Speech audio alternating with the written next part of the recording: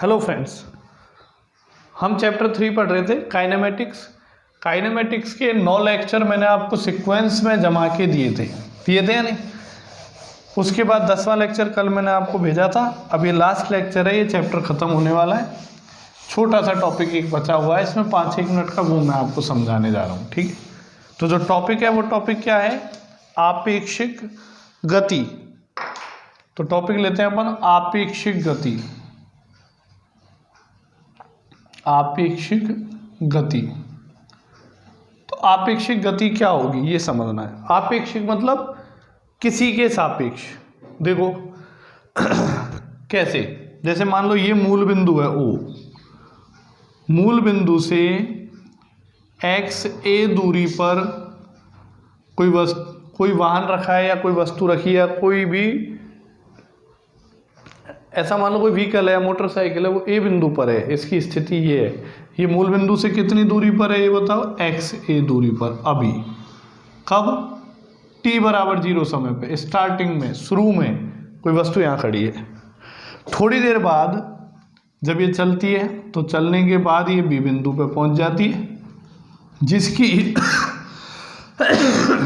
जिसकी मूल बिंदु से दूरी है XB है। अब आप समझना आपेक्षिक गति का मीनिंग क्या है। आपेक्षिक गति का मतलब ये होता है कि कोई भी एक ऑब्जेक्ट, कोई भी एक वस्तु जब गति कर रही है तो उसकी गति हमें अलग अलग तरीके से महसूस होगी, अलग अलग निर्देश तंत्र में। कैसे? जैसे अगर अपन स्थिर हैं तो उसकी गति के बारे में अलग फीलिंग आएगी, अगर हम भी गतिमान हैं तो अलग आएगी। मैं समझाना चाह रहा हूँ कैसे। देखो, जैसे मान लो कि एक वस्तु A पे रखी है और A से चल के B पे पहुँच गई, तो मैं आपसे पूछूं कि वस्तु B की मूल बिंदु के सापेक्ष स्थिति बताओ। वस्तु B की मूल बिंदु के सापेक्ष स्थिति, या ऐसे बताओ कि वस्तु B मूल बिंदु से कितनी दूरी पर है, तो आप बोलोगे XB दूरी पर है। अब इसी में मैं पूछूं वस्तु B वस्तु A से कितनी दूरी पर है, तो मैं आपसे बोलूं कि वस्तु B वस्तु A से कितनी दूरी पर है, तो अपन क्या लिखेंगे बताओ? इतनी दूरी पर। और ये दूरी क्या कहलाएगी? XB minus XA। कुल दूरी XB में से ये हटा देंगे XA, तो ये बच जाएगी ना B की A से दूरी, तो XB माइनस XA। या इसी को अपन बोलते हैं वस्तु B का वस्तु A के सापेक्ष विस्थापन। वस्तु A के सापेक्ष विस्थापन, वस्तु B का वस्तु A के सापेक्ष विस्थापन, या वस्तु B की वस्तु A के सापेक्ष स्थिति। इसको व्यक्त करेंगे XBA से करेंगे। तो ये फॉर्मूला आपको याद रखना है, XBA बराबर XB माइनस XA। ठीक है। अगर वेग ज्ञात करें, इसको बोलते हैं आपेक्षिक स्थिति या आपेक्षिक विस्थापन। वेग ज्ञात करें, वेग, आपेक्षिक वेग। तो वेग कैसे ज्ञात करेंगे? दोनों तरफ अवकलन करने पर, दोनों तरफ t के सापेक्ष अवकलन करो तो dxab ba बाई dt, इधर भी कर दो dxb बाई dt, और इधर भी कर दो dxa बाई dt। तो t के सापेक्ष अवकलन किया तो आपको पता है ये क्या है? विस्थापन। तो विस्थापन का समय के सापेक्ष अवकलन क्या बन जाएगा? वेग। ये भी विस्थापन, विस्थापन का समय के सापेक्ष अवकलन वेग। ये भी विस्थापन, विस्थापन का समय के सापेक्ष अवकलन वेग। तो ये आ गया आपेक्षिक वेग। तो इसको क्या पढ़ेंगे? वस्तु B का वस्तु A के सापेक्ष वेग। कैसे निकालेंगे? वस्तु B का वस्तु A के सापेक्ष वेग क्या मिलेगा? VV माइनस V है ना। अगर अपन बात करें आपेक्षिक त्वरण की, आपेक्षिक त्वरण, तो त्वरण के लिए क्या करें? t के सापेक्ष पुनः अवकलन कर दें। तो t के सापेक्ष जब पुनः अवकलन करेंगे तो वेग का समय के सापेक्ष अवकलन क्या कहलाता है? त्वरण। वेग का समय के सापेक्ष अवकलन त्वरण, वेग का समय के सापेक्ष अवकलन त्वरण। ABA बराबर AB माइनस A। क्या पढ़ेंगे इसको? वस्तु B का वस्तु A के सापेक्ष त्वरण, वस्तु B का वस्तु A के सापेक्ष त्वरण। तो ये है आपके पास आपेक्षिक गति। ठीक है। तो आपेक्षिक गति में क्या करते हैं अपन? किसी भी वस्तु का किसी भी वस्तु की स्थिति, उसका वेग, उसका त्वरण किसी अन्य वस्तु के सापेक्ष पता करते हैं, है या नहीं? बोलो कोई दिक्कत इसमें?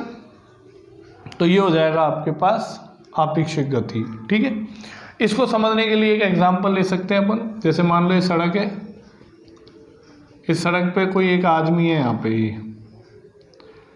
ये यहाँ पे खड़ा है, स्थिर है ये, या ऐसा मान लो ये स्थिर है, मतलब इसका वेग जो है, इसका वेग, जैसे इसको ए नाम दे दें तो इसका वेग है 0। एक यहाँ पे गाड़ी चल रही है, ये गाड़ी इस दिशा में जा रही है 20 मीटर पर सेकंड के वेग से, इसका नाम दे दिया b।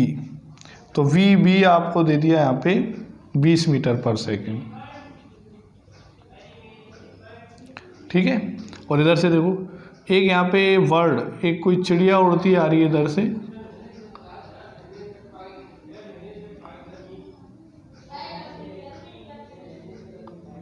है ना, एक इधर से कोई चिड़िया उड़ती आ रही है, ये 10 मीटर पर सेकंड के वेग से इधर उड़ती हुई आ रही है। ठीक है, कोई दिक्कत? या इसको स्थिर ना मानो, थोड़ा अच्छे समझ में आएगा। इसका वेग ले लेते हैं 5 मीटर पर सेकंड के वेग से, ये इधर जा रहा है, इधर 5 मीटर पर सेकंड के वेग से, है ना। अब इसमें कैसे पूछा जाएगा? इसमें ये पूछा जाएगा, आपसे पूछेंगे, इसको सी नाम दे देते हैं। ठीक है, तो आपसे पूछेंगे चिड़िया का, या पहले ले लो ये कार का व्यक्ति के सापेक्ष वेग। आपसे पूछा जाए कार का व्यक्ति के सापेक्ष वेग, तो कार को v से नाम दिया और व्यक्ति को a से, तो अपन क्या लिखेंगे? कार मतलब b का, व्यक्ति a के सापेक्ष वेग। ठीक है, तो कार b का, व्यक्ति a के सापेक्ष वेग, तो vba का फार्मूला क्या होगा? vb minus va। तो क्या आंसर आएगा बताओ? 20 माइनस 5, तो कितना आएगा बताओ? 15 मीटर पर सेकंड। समझ में? मतलब वैसे तो कार का वेग 20 मीटर पर सेकंड है, लेकिन जब ये चलता हुआ व्यक्ति जब इसे देखेगा तो इसको कार का वेग कितना आभास होगा? कार के वेग का 15 मीटर पर सेकंड। ठीक। अगर बात करें चिड़िया का व्यक्ति के सापेक्ष वेग, चिड़िया का व्यक्ति के सापेक्ष वेग, तो ध्यान रखना है हमने इस दिशा में ये दोनों वेग क्या लिए थे? धनात्मक। तो इस दिशा को धनात्मक वेग मान रहे हैं या धनात्मक दिशा मान रहे हैं, तो इस दिशा को क्या मानेंगे? ऋणात्मक। क्यों?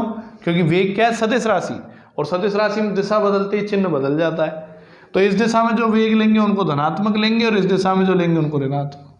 तो मैं बोल रहा हूँ कि चिड़िया का व्यक्ति के सापेक्ष वेग, तो चिड़िया आप किससे व्यक्त करेंगे? सी से, और व्यक्ति के सापेक्ष निकालना मतलब ए, वी सी। तो वी सी ए का फॉर्मूला क्या होगा? V C minus V A. अब देखो चिड़िया विपरीत दिशा में आ रही है, तो इसका वेग ऋणात्मक लेंगे, तो क्या लिखेंगे? -10, फिर माइनस का चिन्ह ऐसे।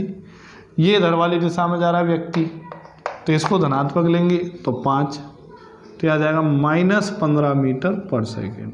ठीक, तो मतलब चिड़िया का व्यक्ति के सापेक्ष वेग 15 ही होगा, और माइनस चिन्ह क्या बता रहा है? विपरीत दिशा में। कौन सी दिशा में होगा? इस दिशा में। माइनस कौन सी लिए? ये वाली, तो इस दिशा में होगा। अगर आपसे पूछे व्यक्ति, ये तो चिड़िया का व्यक्ति के सापेक्ष निकाला, अगर व्यक्ति का चिड़िया के सापेक्ष निकालें तो क्या करेंगे? VA minus VC।